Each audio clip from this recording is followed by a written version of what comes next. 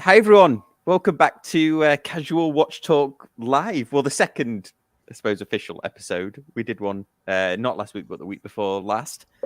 I'm joined by Jason and Todd, so thanks for joining me, guys. Thank you. Well, shall we, as everybody starts pouring in the chat, let us know if you can hear us okay. It's sounding fine my end, but let us know if there's any audio aberrations, and then just say hi. And if you've got any questions during this, just let us know. Anything you want answering, especially if you've got any Seiko chronograph questions, because Todd's quite the expert there. Well, should we do a bit of a? Should we kick it off with a wristwatch check? Break the ice a little bit. I don't know, Todd. Do you want to go first? Sure. Well, I'm on travel. I'm actually not that far from Sam. I'm in Orlando, so I only brought one watch with me. It's a short trip, so I just put on the moon watch. Oh, nice. This was new. This was a new purchase. My wife said, "Yes, go ahead and get it." Back in the last year that they were offering the 1861 movement. So this is not the coaxial. This is the last of the 1861s that my AD in St. Thomas, Dean Bump, called me up and he said, "Todd, we have some left and they're going." And I said, "Yes, let me check with my wife." And I did. And she said, she got the phone from me and she said, "Dean, get the watch for him." And so, So I got one of the Hesselite. So this is the Hesselite 1861. Great watch.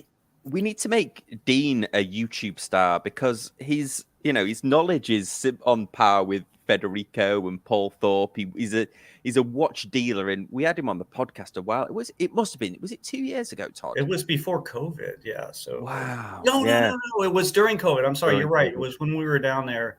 Yes, it was about 2 years ago. You're right. Yeah, we'll have to. I keep forgetting to ask you. We'll have to get him back on. Well, I'll go next, and then Jason, you've got a bit of a partial unboxing. Well, it's already on your wrist, but we'll go with that. I am wearing my my Seiko speed timer that there's something about it. It's a quartz Seiko, and I don't know what it is about it. I think it looks really cool. It's just nicely in proportion with itself. They've just done a great job of the design, and I know I give Seiko some stick, and I will continue to do that. You should. They deserve it. They deserve it. Well, I had a great. If anybody's not seen it yet, I had a great back and forth with the Scottish Watches guys about Seiko. I might just slice that bit out of the because we did a longer interview, but I think the Seiko part of that is most interesting because they had an interesting take on it, which was counter to what my view on Seiko is sometimes. I'll give them credit where credit's due. Well, Jason, you've got a new watch. Hello, everybody. Yeah. I hope everybody's having a good evening. So let me get my camera. Can I make you full? Oh, yeah. I'm going to make you full screen. Oh, no, I'm going to make you... That's a good-looking guy right there. I know. How do I... oh, look at this. I'm like amateur hour here. How do I make you full screen? Oh, it's fine. I think people can get the gist of it. It's Zodiac. Yeah, Zodiac. It's the there we go. Zulu Oscar 9209 Super Seawolf. And so the funny thing is, I'm not the only one that has this. I initially got it for my wife, and she has a slightly smaller wrist than me. I have a 7.5, and she has like a 6 1/4. And she loves divers, but the problem is she can never find one. A lot of them just wear too large for her. And in the job that she does, she could bump into people or stuff like that. So she's always been concerned about one being too large. And when I saw this, and I was actually helping my buddy pick out his first, conscious decision purchase watch, what I'll call it. I saw this and I was like, oh man, I'm like, she would love this. And it has like the whole 1950s era aesthetic. And so I picked it up, got it for her. She fell in love with it. And the whole time I'm looking at this thing like, man, this thing's really, really nice. And they had an extra one left over. So I was like, yeah, I'm going to go back and get it. So I went back and got it. And I couldn't be happier. The case shape is very similar to my Zen 105 UTC. I put them next to each other and just the overall. I'm still learning K shapes and stuff. Like I know it's cushion and all that stuff, but there's ones like that. But it's very similar to the Zen as far as the shape, and very comfortable. Wears nice on the wrist. I just put it on a Mushi Straps fluted NATO, gray NATO, and it fits perfectly for me. Oh, I dig it. Yeah, I've always been intrigued about Zodiac. I like that the blue dial one that they do, where it's like sort of a navy-ish blue. Yeah, I think it's the Seawolf. Yeah, there's a Super Seawolf. That one was so this one primarily is based off the history from Korea and the Vietnam War specifically. They were originally only available in military exchanges, post exchanges, and stuff like that. And then Hodinkee sells a couple. They actually have some on their website. So if you want, I'm not plugging anybody, but it's like the one place you can go and actually look at it besides Zodiac's website. And the Super Seawolf, a lot of people were issued them in Vietnam and towards the tail end of Korea. And so it's pretty, and being a retired sailor, it's just something nice to have a little history on my wrist. So. Yeah, no, it looks really cool.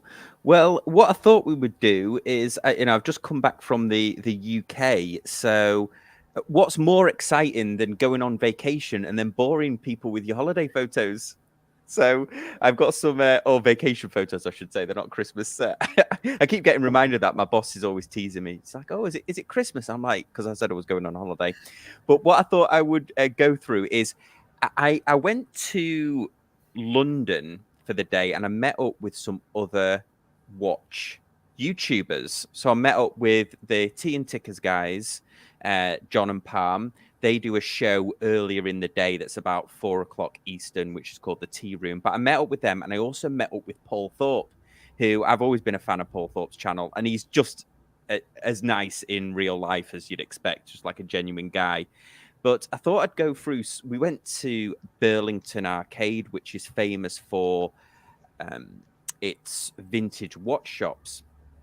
So I just wanted to show a couple here. I'm not gonna. It's not like a 30-slide presentation, but I just wanted to show a few interesting ones that I saw.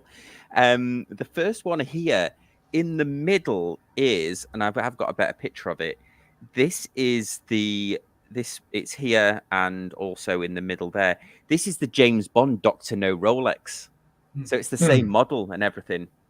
So it was amazing to see it. I think is it this? Somebody will know this. Is it the 6335 or something? The original James, and they had a little plaque on it, 1961 Submariner, the James Bond one, which was pretty cool. Is that the one that has that lighter blue bezel? It's the one where in Dr. No, he has it on the like an 18mm NATO, doesn't he? They affectionately call that the James Bond NATO. So he has it on that undersized NATO. And there is a story to that, but I forget why they did that. I think there's a story why it was on a NATO and why it was undersized. It might have even been Sean Connery's idea to do that. And then I saw the Moonswatch. Oh yeah, I was impressed with it actually. So this was Palm, who Instagram is the Night Watchman. This was his version, and this is the one that I would go with as well. This taupe and orange one. I keep forgetting. It might be Saturn. If anybody knows in the chat, it might be Saturn. Or Uranus. I'm trying to remember. Saturn, doesn't it have the rings through the subdials? Yeah, Saturn will have a ring, Saturn has on the ring. Yeah. Yeah. So this, Uranus is the super blue one. Yeah, it's the blue one. So okay. Might be Mercury. That's not Mercury. Mercury's Mercury's gray. Mercury's the one that looks. So this is. We'll work it out. Sure, that's not Venus. Let's just systematically go through the planets because I'm sure everybody will enjoy that.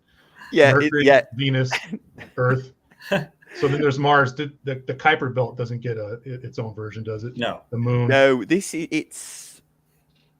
And we'll work out. Somebody in the chat. Is that Jupiter? Jupiter. Somebody's put it in the chat. Yeah, thank you. Okay. Clutch. Thank you. There you go. VDev. Thank you. And then I saw this. Todd, might be interesting for you. This is a 1962 Olympic Omega timing clock. I need that for an alarm. Oh yeah. Yeah, Sure, my wife would appreciate that. Well, I think on the reverse tag, I don't know if that's 5,500 or 55,000, but a lot of the stores, they were locked. You had to have an appointment to go in.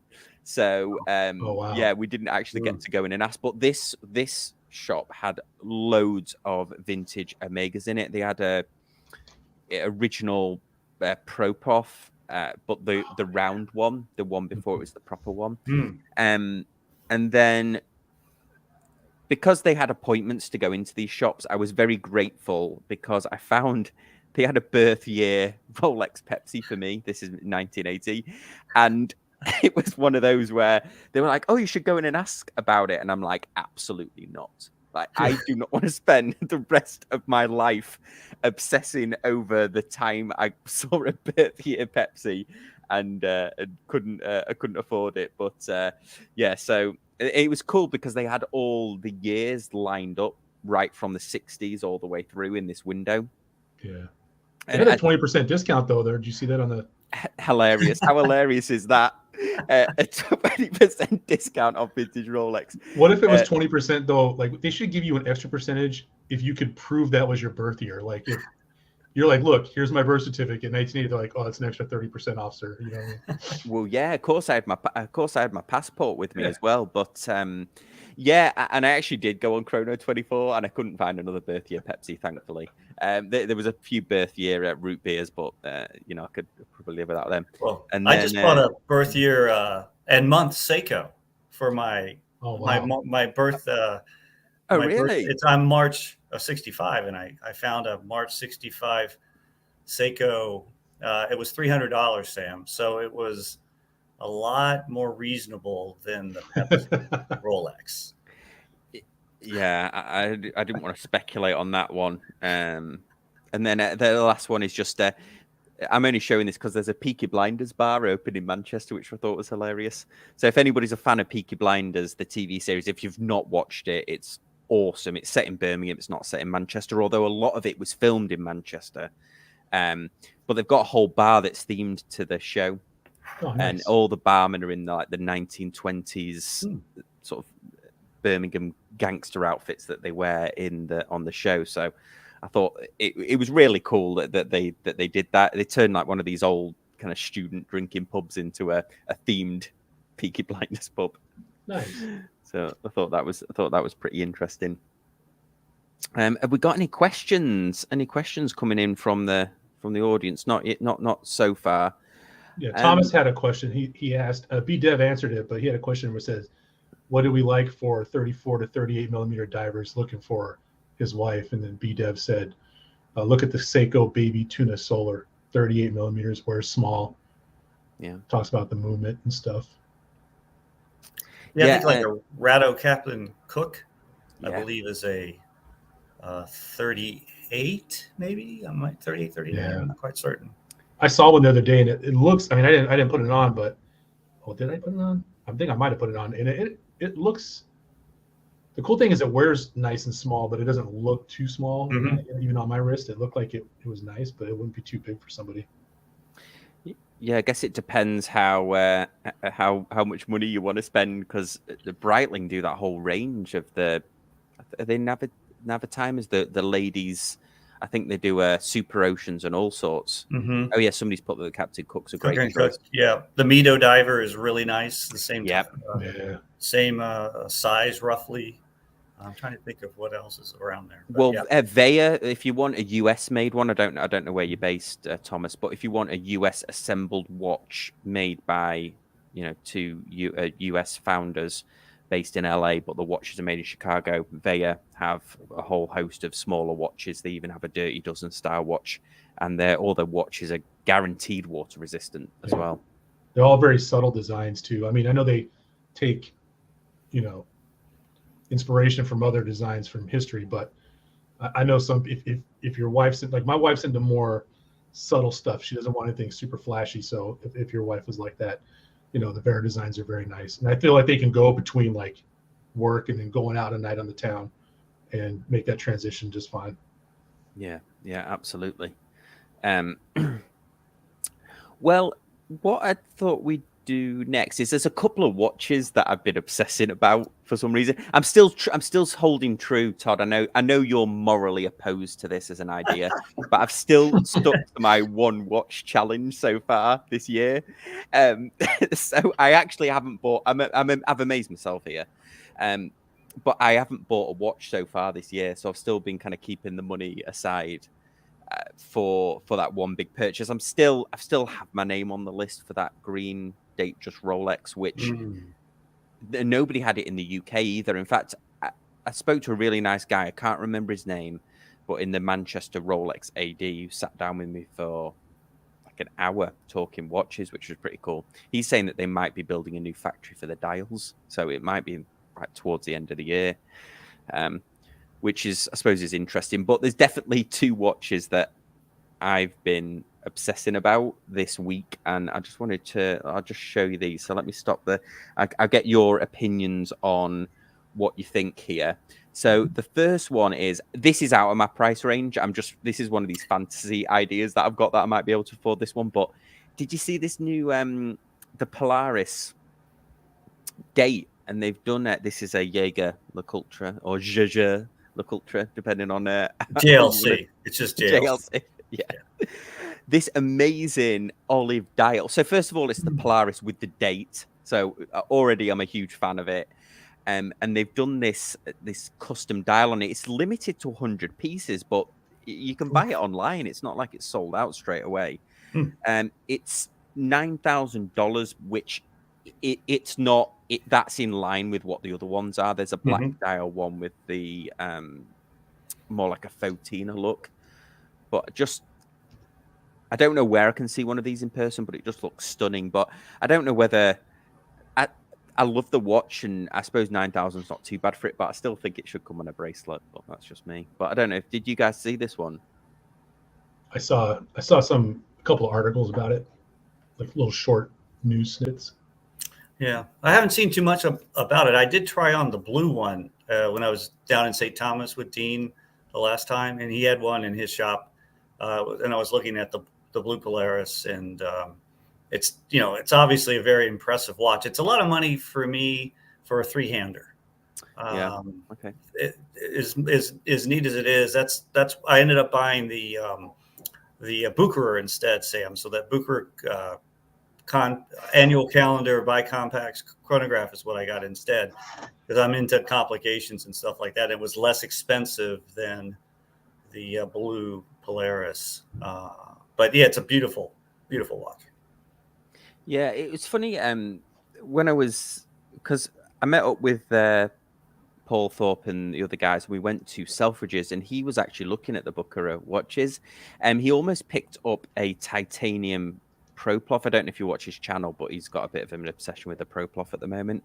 And we saw the titanium one, which Don on the Facebook group actually has the titanium Proplof, which is crazy because it's a huge watch, but because it's titanium, it's super light. It really confuses the brain a little bit, because it's also got a huge clasp on it, and the shark mesh bracelet is also titanium. It's crazy. But and then the other watch that I've been obsessing over is this Montblanc, and I never thought I'd say that. I know, Todd, you're a bit of a fan of Montblanc, aren't you?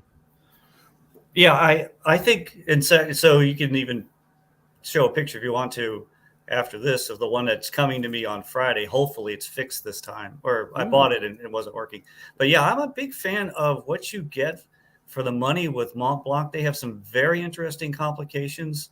Their Geophysics, I want to make sure I say it right, which has like the two globes. It's a GMT watch. It has the two globes in it.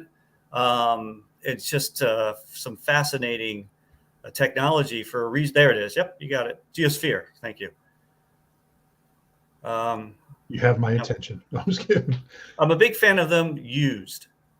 They're a little, well, this one actually seems to be maintaining its value pretty well. That's the blue dial, which I think it's just lovely. It's just so unique.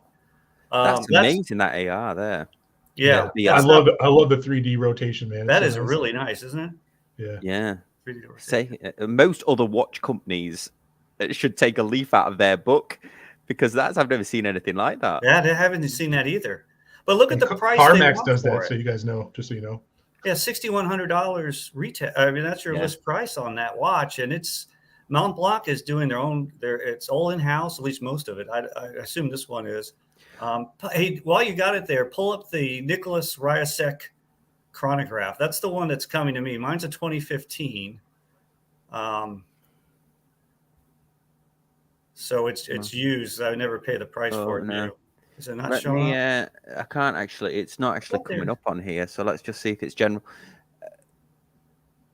Maybe have they discontinued it? Yeah, they have. Sometimes it happens. It's a chronograph, yeah. Yeah, chronograph. Well, I mean, you say they're in house, which they are, but they bought. Can you remember the story, Todd? They bought a watch company, didn't they? They did. They bought. Oh gosh, I should know this right off. It began with a V, didn't it, or something? I forget which company it is, but they're right here. Oh, in the history, yeah, probably. Yeah, it's more fun just speculating, but go down some more. Maybe they discontinued it. So wait, there's the gold version right there. Oh, here. So that gold one. Oh, wow. Yeah. Oh, wow. That's yeah. That one's going to be very expensive because I think it's 18 karat. Mine's stainless, but that's the newer version of it. Mine's a white dial stainless, a little bit different than a little bit different layout on the subdials. But the really cool part, it's a chronograph GMT. So that's an interesting set of complications with the big date. This one's at the bottom. The one I'm getting actually is on the side. It rotates up and down the side. And the cool thing is you see those two little subdials, those are actually rotating discs. And so the hands stay fixed and the discs rotate as the chronograph times. It's very similar to the original, what is attributed to Nicholas Ryasek, who may have developed, there's some controversy, but may have developed the first chronograph back in the 1800s. That was a box, had a similar dial layout to the two subdials. It was used to time horse races. It was invented to keep track of who came in first, second, third. You were able to do that in the times the horses had. And so this is a tribute to that inventor. Mine's if you look on it online for a white dial one, you'll see mine. But dude, this is what I love about this hobby. Like, you just opened a whole avenue. Yeah, I never knew this. Down a part of town go I didn't even know existed. Yeah, so see the white dial? Nope, keep going down. Mine's a little different, not to get too far into the weeds here. Yeah, there it is. See the one on the left? Those are the newer ones, but it's very similar to one of those. Wow. Yeah, that one, or this is still the more modern one. Mine's a little older, has a little bit different layout, but the color of the dial is very similar. I just fell in love with it. It's just such a unique design. There's nothing like it, and it's an all in-house movement. It's a twin barrel, 54 jewels, I believe, or something. It's a work of art internally. If you can see the case back, right there, click that. We are not affiliated with monochrome watches or any other sites that we show on here. Oh, there's the original machine, or the reproduction of the original. Oh, wow. Obviously, it's not that one. So they would press a button each time a horse crossed the line. Yeah, I think that it would.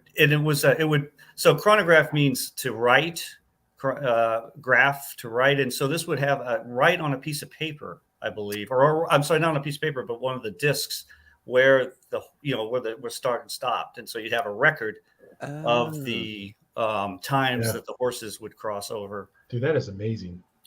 But it's a neat disc. It's neat. You can get them for under $4,000 used, depending on different factors. I paid less than $4,000 for the one I picked up. It's actually coming from Miami. Oh well, okay. Yeah, but if you see the window on the bottom, or rather, I'm sorry, the case back. It has a transparent or a see-through case back. There it is, and you can see it's got a 3/4 bridge, so you see. If it'll blow up a little bit more, I don't know if it will. Yeah, there you go. You can see the the hairspring, and you can see the gear train, first, second, third, fourth wheels. You can see the twin barrels. Maybe not in this picture where the winding weight turned up, but yeah, and then it's a vertical clutch too. So you see the window for the vertical clutch right there. Yep. So and it's blued. I mean, it's just the detail on the watch is spectacular. And so anyhow, I fell in love with it. It was an obsession of mine. I fell in love with it, and then I was able to look at the used ones and purchase one. Wow. I'm a big fan. Oh, that's a neat one too. That's the rising hour one. So it's a single. So you got your minute hand, and then the hours turn on the disc. Oh wow. Okay. And this is closer to mine. See the bridge arrangement on the bottom for the sub dials. This is what mine looks like. So it has that bridge arrangement, but it has the regular hour, minute hand with a GMT hand. And you see the date on the side, Sam, the 1, 2, 3. So that's your date wheel, and then you have a this one actually has a day wheel on the left. Yeah. Wow. There's different versions. That's incredible. That looks $100,000 watch. It does. New, the stainless ones I think were 8 or 10. I forgot, but the gold one like that one is a lot of money. But when I come back down, hopefully I'll have it, and you can do a review of it if you want to when I come. Yeah, absolutely, certainly, yeah. So. Sorry, I didn't mean to get on Montblanc. No, absolutely. No. This is awesome. No, this is because taught me something I never even knew. Yeah, I mean. 100%. Yeah, no, I'm with you, Jason. Yeah. Because this is going to sound really shallow, and maybe we should talk about watch pet peeves if we've got time. But I never liked the cathedral hand. I think they're called cathedral hands. These kind of almost like stained glass hands. Yeah. I've never warmed to them. And I think that's probably what put me off Montblanc, because I mentally thought they were all like that, which isn't true, because you can obviously see that they've got different ones. But this one that they came out with, Watches and Wonders, also the guys at Scottish Watches, Dave at Scottish Watches has got one of these. They actually were invited to Watches and Wonders by Richemont Group. So they got to see these sort of as they got released. But dial is gorgeous. Yeah. Yeah. And there's a process called, I'm going to murder it. I won't even say it, but it's called, well, I'll try. It's called gratin bois or something. Gratin bois. Apparently it's a almost forgotten ancestral technique for making the dial, but it doesn't go into a lot more depth about how it's actually made. But this thing is sold out everywhere. There's a green, black dial version, this blue dial version, sold out online. I found one in Saks Fifth Avenue was selling them online, but other than that, I mean, you never hear of a Montblanc. Yeah, they're highly underrated. And look at the price of that one. It's list $31.90. I mean, that's Oris money. Kind of. I mean, that's an expensive Oris. Nothing wrong with Oris. They're a fantastic watch. But look at the uniqueness of this for what you get for the money. And I bet you can get a discount. Maybe, but they are actually sold out everywhere. I went into Montblanc in Manchester, the store that sells them. I went into Montblanc in Dallas Airport. There's a boutique there. They hadn't even seen one, let alone sold them out. And the one in Orlando's sold them out as well. So I went into that one. Wow. But here it is on a rubber if you wanted to save yourself a little bit of money. But I'm intrigued by this watch, and I'm glad that obviously they've got a marquee piece now that people are obviously clambering over themselves to buy. Yeah. So have we got any questions coming in on the chat? Oh yeah, cathedral hands, but not on a chronograph. There we go. I like cathedral hands, but not on a chronograph. The thinner, the better on chronos. Yeah. Yeah, I like them as long as the contrast between the dial works. when they're similar, it's kind of similar colors to the dial. It's really hard to read them. Oh, the hands. Yeah, and I like it when they do a contrast with the actual hand, where whatever framing or whatever you want to call it on the hand is different than the whatever they use to put in the insert of the hand, so you can see a clear delineation between color. I like that a lot. Yeah, well, Chris, who helped, the naval aviator who helps me out with the military stuff, he got something in my head that I now can't ever get out, and it's one of his watch things is that he likes the minute hand to go at least all the way to the outer track, and I think I'm the same. So this Seiko does it. I bought a Citizen that didn't do it, and it wound me up enough that I ended up having to sell it. So, but I think that's a great look. Obviously, here they've got the sort of like sword with a syringe hand. Yeah, I'm pretty sure he likes that though, because when he's flying, he has to think so quickly. The last thing he wants to do is devote 1/10 of a second to figure out exactly where that second hand is lining up to. If he can just go like this real quick and he says, "Oh, okay, it's right on that second. I know where I'm at." Yeah, it makes sense. The Speedmaster is exactly that. The minute hand hits exactly the track. Yeah. For going across. Yep. My little pilot's navigator does the same thing. Oh, there you go. Yeah, dude. Marathon. Yep, Marathon. Woo. I love them. Yep. Yeah, fantastic. Did you see that they're starting to sell them online? I think is it J. Crew? Yes. There's one of the brands that has got custom marathon watches. Let me see if I can find them, because one of them looks. Yeah, here we go. This one looks really cool. Let me just add this back into It's the screen. tan one. Oh yeah, that's nice. This blue one. So that's a really cool way of getting, because the style of wands, the same as what you've got, the Navigator, they are very they're like a military tool, aren't they, with all of the markings? Let me just put you on there. Let me just put you on full screen there. I love the asymmetrical case. I think that is really unique. Dude, this thing, and I'm gonna tell you something. This thing is a little tank. Like, I think people look at it and think it's super duper small, but I don't know how to explain it. It has its own level of wrist presence without really needing too much on it. You throw a NATO on it, it's perfectly fine. Yeah, and I like the J. Crew one because it's they've kind of gone casual and military with it at the same time. So yeah, somebody's just asking what watch is my Seiko. So let me just. It's this one. It's this Seiko speed timer, except this is the white dial and mine is this blue dial here. So mine, I don't know why that's not loading. Probably because it's a Seiko website. You'd never see a virtual reality watch. Obviously, the Montblanc website is much better.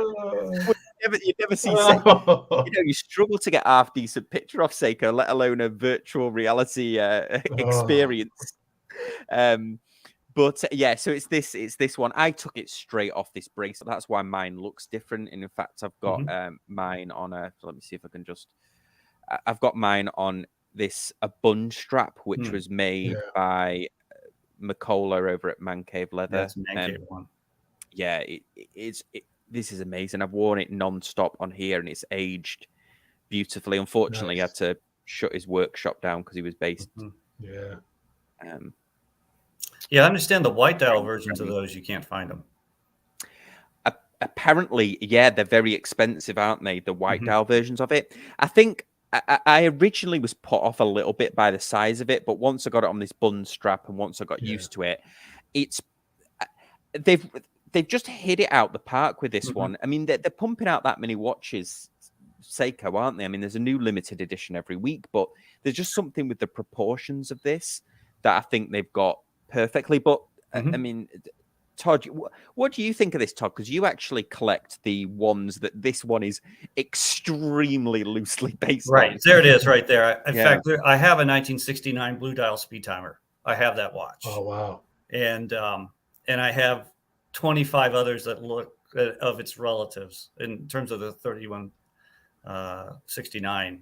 I'm liking Todd more and more every minute. Yeah. I'm a huge fan of these vintage speed timers, and so they kind of combine. What they did is they combined a 6138 in a way, which is the 2-dial one, like the UFOs and the Panda versions that Seiko built back then, with the 6139, which is the single 30-minute counter, and they kind of did some sort of love child of those two. And you've got now in yours, Sam, you've got all 3 dials working together, which is pretty cool. You've got because on the 1969 Todd, that case is similar to the Pogue case, right? It's exactly the same. Because I'm still new in this kind of, you know what I mean? Yeah, it is the Pogue case. Away. You're absolutely right.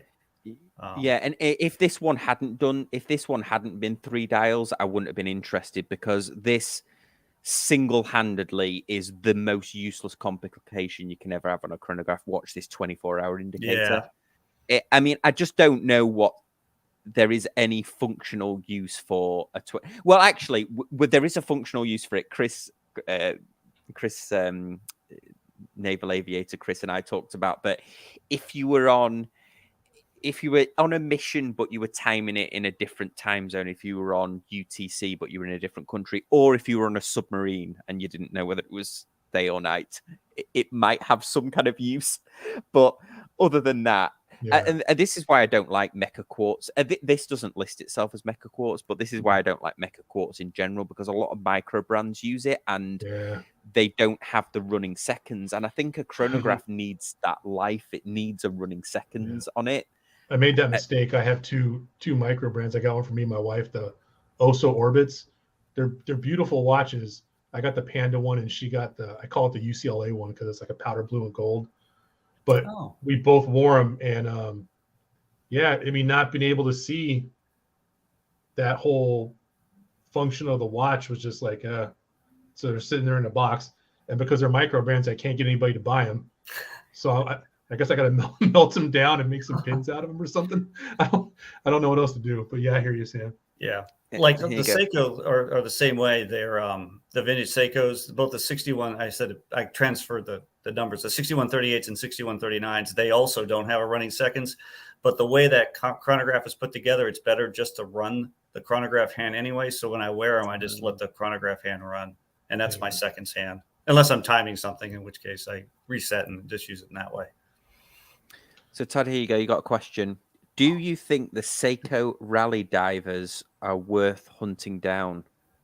Absolutely. I have 3 of them. I have the 7015 one, and I've got the 2 7017 rally divers. Absolutely. Those are Daini Seiko. I can't even say it tonight. Seiko Showa. So Suwa builds Suwa was the factory that did the 6138s, the Pogues. It was all Suwa, but Daini did the speed timer. So if you put in, no, you're going to get rally divers. You need to put in a rally chronograph. Or did he say the chronograph or the? Oh, he said the divers. My bad. It wasn't the chronograph. It was the divers. My bad. Sorry, I misread. Okay, yeah, no worries. So these look like these are very popular. Because they've redone this. They've redone this bezel in the new. Was it the Blazer one? Rowing Blazers. The Rowing Blazers one, which John P, Federico's business partner, he who has his own YouTube channel. He's got one of the Rowing Blazers Seikos, and it's patterned after the rally. The rally divers are fantastic. They're reasonably priced. The trick with any vintage watch, especially vintage Seikos, is to make sure you find one do your homework and find one that's original. They're very easy to rebuild. There's no, the mechanisms are very robust, and they're easy to restore. Todd, I really appreciate your level of knowledge, Todd. I'm not even joking around. I mean, I've learned more from you in like the last 15 minutes than I've learned through my own independent research. And I tend to get after it, and it's just the amount of stuff. I mean, from Seiko out there is just insane. Because I'm going to show you this. I'm sure you appreciate this. It's the SNM 035. Oh, the land monster. yeah, the land monster. Those are fantastic. They're hard to find. So I'll tell a quick story. I'll put it up closer. Yeah. I have a buddy of mine who's a former submariner. He'll say once a submariner, always a submariner. And when I started getting into watches, he sent me some pictures of like, yeah, I got all these cool watches. And there was like a Krag Bowman or something, a little chronograph that my wife liked. I'm like, hey, I'll buy that off you. He goes, no, I'll give it to you, man. I haven't worn this thing in years. So I'm looking through his pictures and I see the Seiko. I'm like, hey, what's that Seiko? He's like, oh man, if you want it, you can have it. I'm like, well, I'll buy it off you, bro. I'm not going to just take it for free. He's like, I think I got it in like 2007. Now this was like 2 years ago, maybe 2 years ago. I'm like, well, let me come by and check it.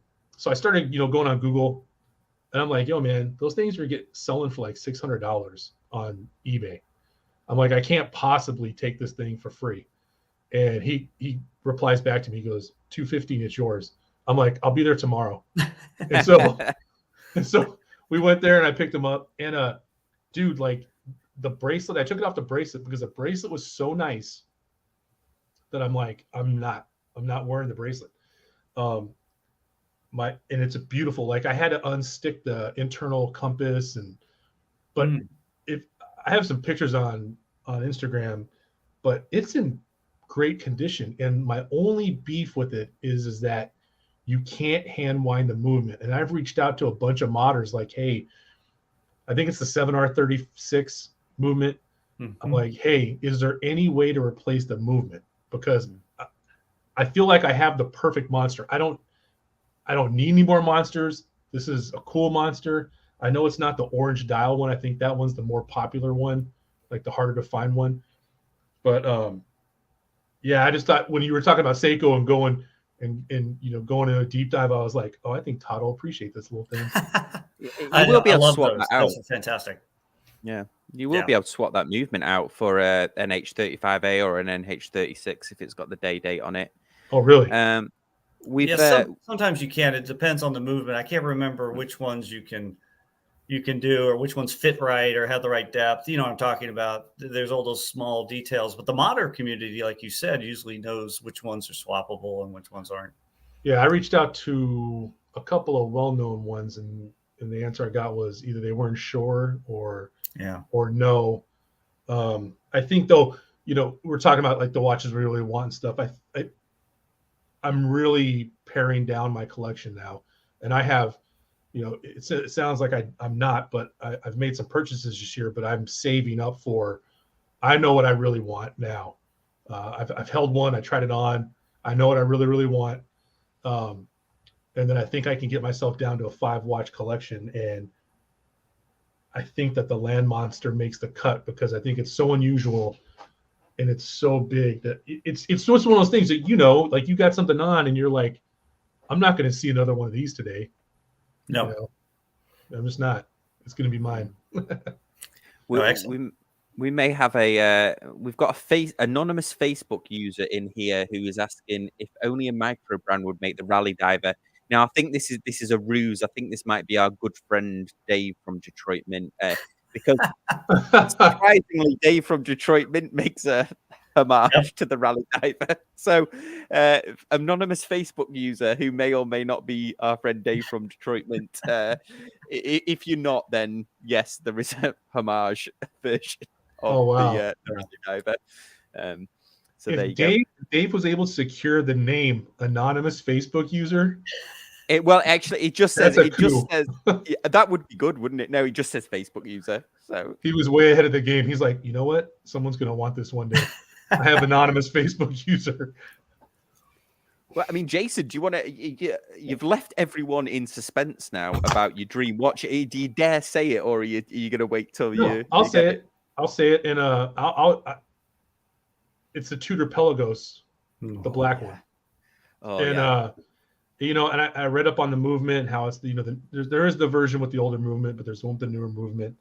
The other day when my wife got her Zodiac, we took it to our local jeweler to get the bracelet sized, and it was taking a while because my wife's got really small wrist, and so I'm looking around and they have a blue Pelagos in there, and and the lady that was helping me was like, "Oh, I asked her, do you mind if I try it on?" She's like, "Yeah." So I've talked to some other YouTubers. I don't name names of their podcasts because sometimes people like to keep stuff proprietary and all that stuff. So you know who you are. There's some people that really like tutors, and then there's someone that's really pushing me to get a tutor. So I tried on the Pelagos, the blue one, and it fit perfectly. Like if I could have bought it right then and there, because I took it as a sign, right? Like I put it on, and there was no jangle. It wasn't too tight. And then the whole titanium thing. And I've seen the black one in real life. It almost looks gray. And so for those of you that follow me on Instagram or even in the Discord, I just have a thing for gray watches. I have my Seiko mod with the Marine Master case, and I did like an inverse 143, so I have a darker gray bezel with a silver dial. And I have my Zen 105, and that's always on a gray NATO usually. Now it's on an Artem No Time to Die one because it matches perfectly. But when I put that Pelagos on, I was like, okay, so if they make a gray one, I will pull a moon swatch and stand in line. I think I'm just big enough to where I'll be in the top 5 to get in. There's always someone bigger, so I'll make friends with that first person, but I'm just big enough to get in there, and because it just felt perfect. It didn't, obviously it's titanium, so it's not too heavy. It's all matte, right? It's got that, titanium, I've never seen polished titanium. It's all matte. It's just tool. I don't even want to say industrial because I think a lot of times people I have a Marathon TSAR and people talk about how industrial it is. And I think that's because of the bezel, but it's a beautiful watch. And the Pelagos was just subtle, tooly goodness. And I said to myself, if I ever do buy this thing, I can't justify having more than 5 watches. I can't, because it would be my wife always makes fun of me because I have these emotional connections to inanimate objects, and I talk about them like people. Yeah, because we've never met anybody like that. You know what I mean? And it's like I would feel bad not wearing it. I'm like that. I'm totally with you. Yeah. You know what I'm saying? It's like if you were in WWE and you had The Rock as the tag team champion, you never tag him in. No, you tag that guy in. You know what I mean? Like he's gonna do some good. And so I started making real serious decisions. You know what I mean? And it's like that Pelagos just set these series of events in motions. Like I've listed my Fortis. I've listed my my Black Mana, the SRPE 33, which is a beautiful watch. I made the determination that the only samurai I'm going to keep is my Blue Lagoon. Because really, do I need anything else other than that? No. And then I got other stuff that I'm just going to, I've donated a couple of watches to some of the guys I know that are veterans. I had a modded SRPB 53, and I had a buddy of mine who runs a charity for special operations guys. And I gifted him without him knowing it because the guy didn't have an everyday kind of watch. And with the steel bezel insert, he could wear that 53 every single day, everywhere he wants to. And I got some other stuff I'm doing. So that Pelagos just was a catalyst for me realizing a lot of what other people have been telling me, that when you get to a certain step in, I guess, the collecting landscape, in not a negative way, you just see other things differently. Like I can't justify having the great white or that Patty monster when I have this, right? Because if I have the Pelagos and I have my TSAR, I have the Pilot's Navigator my wife got me, I got my Zodiac 53 with its heritage, I got my 105 UTC, and I got this. Do I really need anything else? And I don't know. And that's open for debate. No, I totally agree with you. And if you're only keeping one of your samurai, I think you should nickname it the Ronin. If you only Michelangelo. But no, I'm totally with you. This is actually a great live stream topic. I think at one time as well is I'm trying to save up as my one watch being a Rolex, which when I started off, I mean, I've got a Rolex OP as well, but I keep that kind of an investment. But when I started off watch collecting, I never ever would have dreamed of spending even I think the most expensive watch I ever bought was my Speedmaster, and I think I paid like £1,500 for that. And at that time, I couldn't ever imagine spending any more than that on a watch. But as you kind of go through, then I started really getting into watches like 10 years after owning that. And then you kind of I think you just step through it, don't you? And you really find out what you enjoy, what you really like. And over time, and like I realized about the date that I can't live with the watch without the date. I just did a podcast actually with Sunil, who's one of our followers on Facebook, which was fascinating because he went through an entire watch collecting journey in a condensed 2-year period where he bought almost every single desirable tool watch that you can think of. He had 3 GMTs, he had the Tudor Pelagos, loads of Tudor Black Bays, just anything, plenty of Rolexes, Submariners, all sorts. But then he decided that, he kind of experienced those, and then he really refined it. And I think that's what I kind of went through as well. I really experienced it. The watches that I like, but I don't necessarily. But Todd, you're more of a collector, aren't you? You're more of but you have a specific, the Seiko chronographs, don't you? And it's the actual engineering element that you like. Yeah, largely, and the history that's involved with them too, which I think Jason appreciates also. But yeah, I could be considered a hoarder.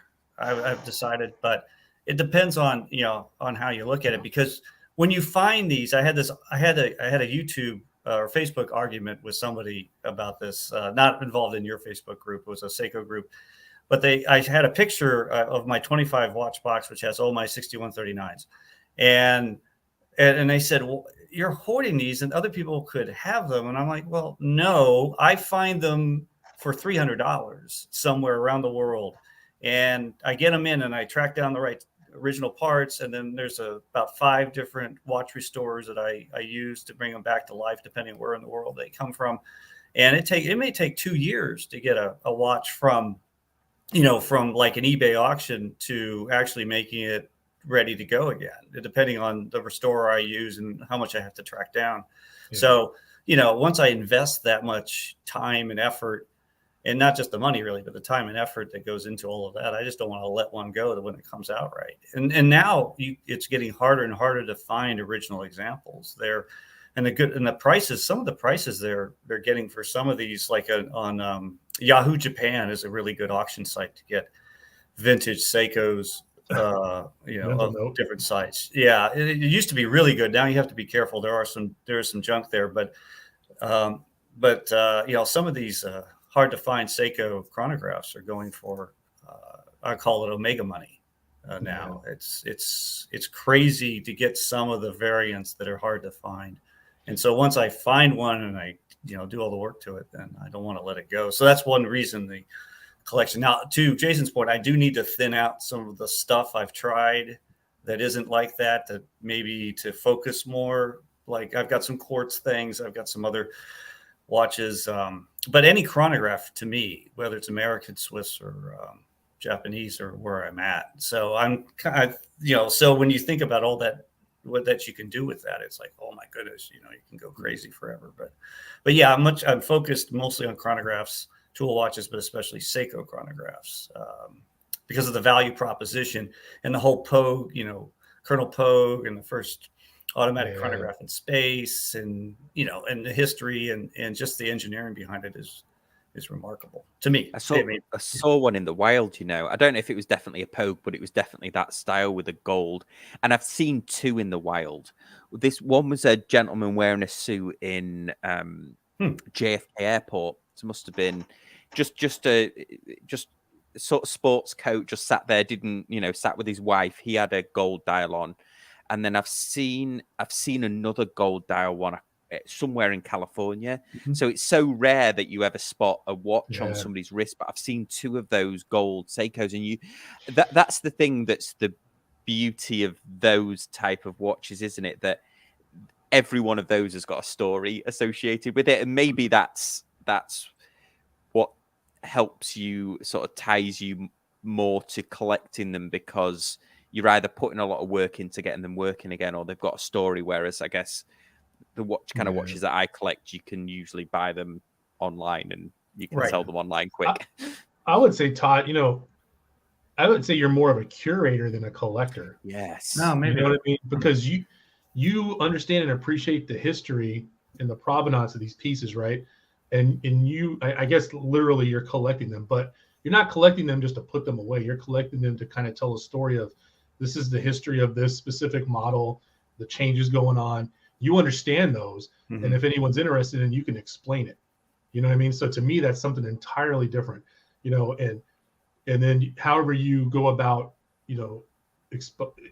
telling people these stories, it's almost like a low-level historian, if I'm being honest. You know what I mean? Because there's people that get paid a lot of money to focus on one specific area and study that one area and then tell everybody about that area. And because they do it via book or, whatever, no one really says anything. But if you do it with physical things, all of a sudden people like to toss around the term hoarder or collector, or you're being selfish. But it's like, no, it's like, you're opening these things up, you're looking at them, you're working with people that understand how they work and how to fix them and bring them back to life. And I feel like if brands, and this is going to be a hot take here, that's what we do on our podcast or our live stream, hot takes.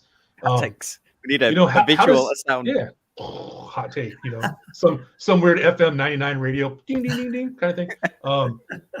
But I feel like Seiko would be smart to reach out to people like you, because I guarantee you, as a guy who was in the Navy with a large institution, you can forget parts of your history, parts that matter, right? You might understand the whole big picture, right? But there are things that have happened or things that have done certain things that we've forgotten because we don't curate our history. And when we don't do that, we forget and we lose.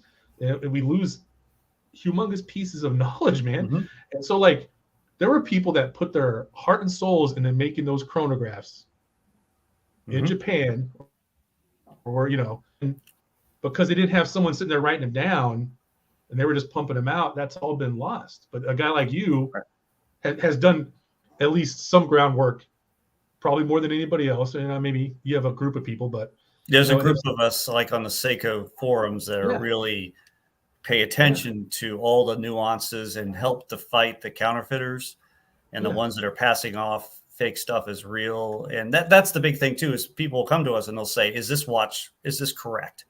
And we'll look at it and we'll say no or yes or whatever. We think, the dial's a replacement dial, that sort of thing. And so just being able to help in that regard. I mean, we know the nuances, like whether or not in Japan, where it writes on the dial, it should be flat top A's or pointed A's, depending on the dial number.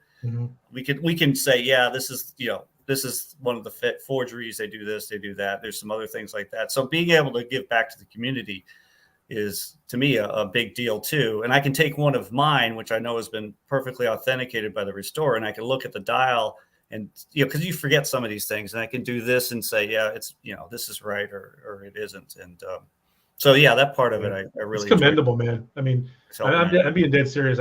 Some people might think I'm being hyperbolic, but it's commendable because as a newer watch collector, because I consider myself, it's been like coming up on 3 years, 2.5, 3 years. The whole vintage thing is something that I made one purchase on eBay. I sent the watch back, and since then I've signed off because I don't know enough people to go, and there's so much stuff written out there that it can almost be too much stuff to read, And it's like, what, I'll just go get a new thing that I know has been made, and I can look at the stuff online. Because I was born in 74, so it'd be cool to have some cool watch from 1974. But I know now that I'm getting almost half a century, man. You know what I mean? Like, it could be anything in there, and I don't want to take the chance, because it'd sour me even more on that experience, which should be a good, fun experience, because the whole thing of watch collecting should be fun, right? Right.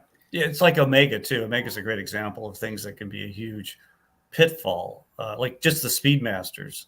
So you go to the Omega forums or get the Speed Timer only book, and really digest it and understand, okay, this speed timer should have, these hands, blah, blah, blah, because now you're talking about an order of magnitude more money to deal with something that if it goes wrong, it goes very wrong. You can, really lose out on a lot of money. So yeah, it's all about, but if you're not having fun doing it, if it's stressful, it's just, that's no fun. So it should be enjoyable. I mean, I love going to auctions. Like I do lots of auction sites all around the world, and I'll watch it, and I'm like, okay, who's bidding against me? Oh, this is a good one. I think I'm going to steal this one this time. And, then some other person who knows what it is will jump on it. And, this sort of thing. Like when Bonhams had remember the auction Sam and I and Chris talked about? Yeah, we talked about it, didn't we? They had the Seiko auction several years ago, and they ended up having a lot of, I'll say, aftermarket pieces, and a lot of the Seikos, and all the Seiko community went and called them out. And it was making waves, the Making Waves auction that Bonhams did. But that they had a couple of good pieces on it, and I bid on them and I won them. But I was like, am I going to be able to do it? So it's fun as long as you don't overextend yourself, as long as you're not using money to pay the mortgage or something. I mean, to me, this sort of, it's like hunting. It's like big game hunting. It's just a lot of fun. And if it isn't fun, if it's then no, something's wrong and something needs to be changed. I watched a fascinating one. To Jason, to your point, I watched a fascinating YouTube video. There's a channel called Grand Caliber, which was previously Timepiece Gentlemen. But they did this whole episode on this thing called the Buckley Dial, and Buckley is the gentleman it's a guy who was in the Rolex collecting community, and they named the dial after him, which is basically this hand painted Roman numerals. But this is a whole video just based on these vintage Rolex dials, and they went into the weeds, the ins and outs of everything. In fact, they interviewed this guy's I forget his first name, but he's the Buckley guy, the Buckley Dial guy. And it was fascinating, similar to your community, Todd, where they've really they found these dials, and now they've become the expert in Rolex in general, but in particular in this dial, and that's how they named the dial after him. But just a fascinating, like, hours-long chat, essentially for the most part, on Rolex dials and vintage Rolexes. So even if you're not into Rolex, just that, what we've just been talking about now, just being able to listen to people that are so passionate about a specific watch related subject, it was fascinating. I highly recommend this. This is Grand Caliber, it's called. It's their last one. It's an interesting point there. Nice stuff. Good stuff. Yeah, cool. Michael Aguila brought up, he said, I think this is something that has become a reality in today's world of fandoms, that yesterday's hoarding weirdo is today's connoisseur / expert. Well, I agree. I mean, because I grew up in Southern California, and I'll keep it short, but I used to read a lot growing up, and I've always read my whole life. It's just been something I love to do, and more nonfiction than fiction. But I remember getting made fun of when I was a kid because I used to like to read, and I would remember the stuff that I read. And, I think my friends would tell you that you can talk about something, but I've done so much reading in my life and I have an ability to remember a lot of the stuff that I read, that I can have conversations with people about stuff that I may not even really be interested in, but I've read something about it, and I feel like that helps me connect with people because, like when you were talking about the Seiko chronographs, I'll be honest with you, Todd, I knew there were Seiko chronographs, but I could tell, like, the little that I read, I'm like, I don't want to go down that rabbit hole on my own, bro, because I will never come back. It's already hard enough to learn the divers. It's hard. Yes. That's hard. Divers are tough. Divers to me are harder in some ways, but it's crazy. Yeah, and those, the mechanical chronographs, Todd, we've talked about this. They were made for such a short period of time in horological terms, weren't they? There's original, was it 10 years? 69 to 78 were the speed timer original chronographs, right? So almost 10 years. I got one other thing to show Todd since he's here. I feel like I got to show him. Oh, hang on, we need to do a full screen. Oh, that's a Navy buckle. The Olin Pongo bracelet. Oh yeah. So I will shout out one person. There's a gentleman on Instagram, Speedy Fett. He always takes pictures. He has cool divers. He has a Ploprof. He has this humongous citizen. He has, I mean, a bunch of cool stuff. And he went to an estate sale or something like that, and he saw him. And I asked him, I said, hey, man, I've only read about those things. You know, I never was stationed on the West Coast. I never got to go to the Philippines and all that stuff. And I said, I'll buy it off you. And the dude was nice enough to give it to me. He just mailed it to me. And so I sent him a bunch of, I have, Navy coins all over the place. So I sent him some like kick butt coins to say thank you. And I've been searching for a gold diver, man, because I've seen he has a silver one he put on a turtle. But the lug width on this is like 18 and a half, 19. So I think the closest I get probably in a modern diver is 20. I'm bringing this up though, because now that I know you, Todd, yeah, Speedy Fed is awesome, dude. Guy's great. Mm-hmm. I might hit you up for some of your in-depth Seiko knowledge, because if I could source a gold diver of some kind, no, we don't know right now. I'm just putting it out in the universe. A gold diver to go on this bracelet, then that would be like my Saturday, like Bay City Rollers Saturday. That would be that watch I would wear on that bracelet, because this thing is awesome. Well, if it's got a 22 mil, I don't know what the lug width is, but there's that gold turtle, isn't there? Yeah, and I found that I think they're that's 20 mil. That it's like 18. I'm pretty sure. Oh yeah. Okay, but that's going to be interesting. Yeah, Seiko divers tend to be big. It's kind of, even the vintage ones are big, except for the early vintage ones. Yeah, it might be like 19. I think I could get away with it though. You know what I mean? And 19 is a Seiko lug width anyway. You might do it. Oh, I should tell you, Jason, too. For 10 years, I was a Navy civilian. Oh, nice. So at Pax River. I was at Pax River. Oh, yeah. It's a place I've always heard about, but I've never been, which is embarrassing because, Hampton Roads it's not that far away. Not that far away, yeah. It's just this awesome place you hear about. You're like, oh, man, someone's stationed at Pax River. They're so lucky. That must be way better than Norfolk, I don't know. It's different. Well, should we wrap it up then, guys? We've hit the hour, but thanks everyone. Thank you for all of your comments. Like and subscribe. Check out Jason's Instagram and his website, watchrolling.com, his podcast. Check out my podcast. Join the Facebook group. Join the Discord. We'd love to see you on all our various social medias. So thanks everyone. I'll just end the broadcast now and we'll see you soon. Good evening.